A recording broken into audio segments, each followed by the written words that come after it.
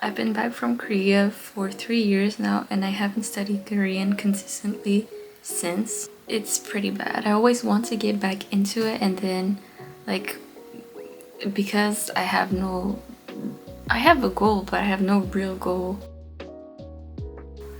Daily, I tend to just not really study properly and consistently. But I love Korean and I really want to be fluent one day, so I decided I would give myself a little challenge, and it is that I'm going to pass a TOPIK exam in October. So I have to get ready until then. Now, if you don't know what TOPIK is, it's a Korean proficiency exam, and yeah, so there's two tests. There's TOPIK 1 and TOPIK 2, and then within each test there are different levels that you get based on your grade for that level. But the real question is, what level am I? Like I said, I haven't studied since then. I think when I left Korea I was probably at TOPIK 2, level 3, 4-ish, and now I don't know. So I passed a mock TOPIK exam test. It was, I think, Saturday night at like midnight, but I did it. I'm gonna do the tests, mock test thingy. It's not like the TOPIK guide website. I'm gonna do both reading and listening. Probably not back to back because that's too much time. Sunny! But yeah, let's do this.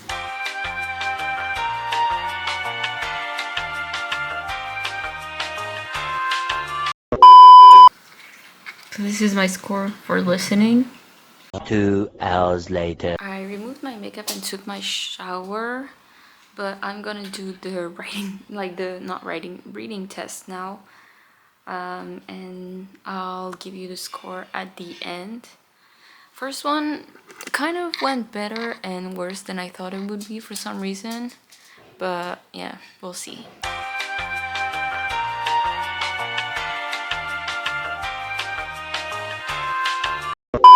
I think like reading went so bad because I couldn't concentrate for shit, and I literally like only did half the time because I can't concentrate. It's too late. It's like almost midnight, so I might have to redo a reading one tomorrow, but let's see the answers I have for now. Okay, let's submit the answers.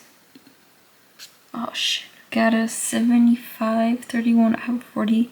To be honest, if we review the answers and the end is wrong, is because genuinely my brain could not compute what was going on. Okay, results are not too bad. I'll have to check like the answers properly. Considering how tired I am, I actually did way better than I thought. So I'm happy. But it's still not the best. I got 95% in listening and 74% in reading, which means I passed TOPIK 1 level 2, and there were only 2 levels in TOPIK 1. Therefore my goal for my exam in October will be TOPIK level 2, TOPIK 2, and hopefully like a good level. We'll see. That's not like TOPIK 2 is not a joke. There's a lot of commitment that comes into it. I'll have to buy the register for it in July, I think. I'll have to check back again in July, so I'll do that, and then like up until October I'll have to really study, because to be honest I don't want to go back to like a really low level. So yeah, my plan. There's several ways I'm gonna study. Also, for context, I did live in Korea for a full year, and I went to a Korean language school in Dongguk University. So I'm not coming from nowhere. Not only by the fact that I had Korean classes, but also by the fact that I spoke in Korean to Koreans for a year. So I'm not your typical learner, I guess. There's, I guess, 3 parts-ish to my plan. So first one is getting back to the level I had. So yeah, I'm gonna get all my books that I had from Korea, as well as my one, I think it is Grammar in Use, the beginner level, and I'm gonna just go through it really fast. If I remember everything, great. If I don't, study it, revise it. First step is bringing everything back. I don't know how long it will be, but my guess is not too long. I don't know, at least go to like an intermediate, like high beginner. I don't even know what I am, like to an good intermediate level. The second step will be completely like strengthening the skills that I had to go back to at least the level I had in Korea, which I don't think will be too hard, but like the last semester especially, there was a lot of things going on in my life, so I didn't really go to school as much as I should have. So there's a lot of blanks in that last semester, level 4. So I'll have to get back into it and really study it properly. And third step is going over the level that I had when I left Korea.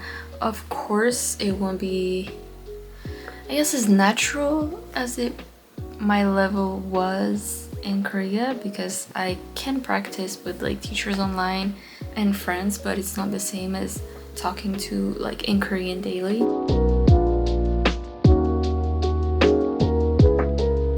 Now let's talk study tools.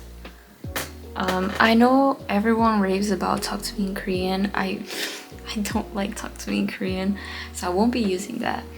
But I will be using 3 main tools, I guess. One is textbook, second is content, and third is teachers. In textbooks, I count my Korean books from when I was in university, my Korean grammar in use books. I have the 3 ones, beginner, intermediate, and advanced, and my Memrise lists. I have a lot of lists on Memrise about the most used words in Korean, so I need to get back into it, do it daily. Second will be content. Within content, there's 3 things: webtoons, dramas, and podcasts.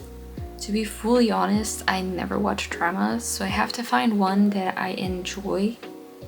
So I'll have to look really well into it. Webtoons, I also have a hard time finding webtoons that I like. I know that I read True Beauty entirely in English, so I'm gonna read that in Korean because I already know the story, so I'm gonna get back into it and fully learn, like reread the entire thing. And then podcast, which again, I have no idea what podcast I'm gonna listen to. Probably at the beginning it will be like a learner's podcast, and then as time goes on I will go to like actually like made for Korean podcasts. So that's the immersion part. This is where you really like start to talk naturally and stuff. And I forgot also YouTube. I have to watch a lot of Korean YouTube. And third one is teachers. I plan on getting lessons on maybe italki or other websites where I can get lessons in Korean for not too expensive, because I'm unemployed, but we'll see. I don't know how much I'm gonna do, and I think I might like get into getting my vocabulary back again, so maybe it's something I'll do in phase 2 rather than phase 1, but we'll see how I feel in the moment. But yeah, I think this is a must-have. Really need to talk in Korean a lot, because knowing grammar great. If you can't speak, what's the point? If you can, especially because I forgot to say, TOPIK 2 has a writing part. So it's listening, reading, and writing. I need teachers to correct the writing, like the mocks writing that I will do, so I can make sure that I'm like genuinely getting, like writing what like they they expect of me.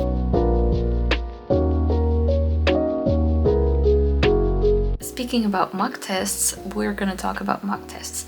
Like I said, I had planned on doing one before really setting up my Korean studying journey again. So that was the one that I did, where I got a pretty good result.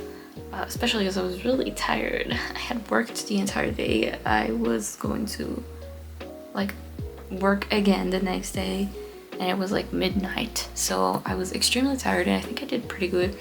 So yeah, that was the first test. I plan on doing another test right before I can sign up for the exams, and I'll do a topic 2 mock test just to make to see where I am in everything, and then like maybe like 2 month-ish, 1 month, 2 month-ish before the day of the exam, I will start doing weekly topic 2 mock tests. So that's the program for mock tests. I think mock tests are great. When I passed all of my HSKs, actually, I always did plenty of mock tests. It's really nice to just understand how everything is working. There's a logic behind every language test, so just get used to it.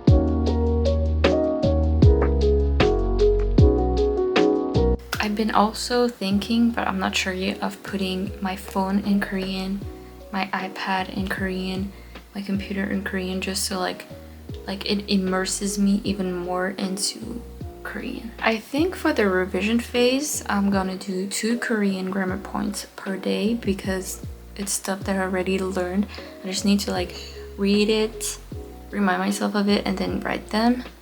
And to be honest, grammar, when it comes to vocab, I mostly just go through my lists and revise until because if you use memorize, there's a certain amount of words that you're supposed to study for the day and revise for the day, or revise in general. I'm just gonna do them until I have no words to revise, and then just to really get it in my head, I plan on doing maybe 10 minutes of the speed ones, where you really have to you can't think about it, you really have to let it out.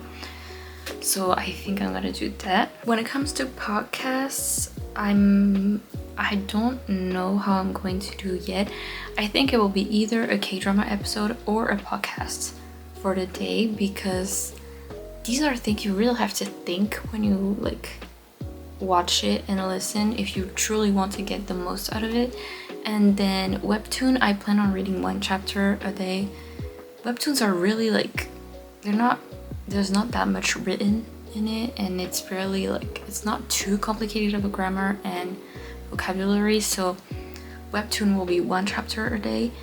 And then for YouTube is whenever I want. I love watching YouTube, so I'll just try to transform my recommended into fully Korean as the time goes on. I already have more than I used to, so that's nice. So that's the plan. If you also know I want to get back into Chinese, but I think I will get into it much slower. I do plan on having a trip to Korea in 2027, so I have to get my level back. I've lived there for a year. I can't just go back and not be able to communicate. That would be embarrassing. So I'll put Chinese still there, but in the back burner. So study it as well, just not as fully immersed into it. And I'll focus on Korean for now. So I hope you can join me in this journey and see how it goes. I also maybe invite you to tell me if you're learning any language, if you've ever taken a TOPIK test, because honestly the mock one was my first one ever. I never did a TOPIK test ever, so it made me realize how much university in Korea, this language programs are catered towards TOPIK, because it was the same as our exams. Or maybe if you just want to restart something that you've dropped for a long time and you're not really sure to go about it, I think that we would be on a similar journey, even if it's not a language. Anyways, that's it for the video. Bye.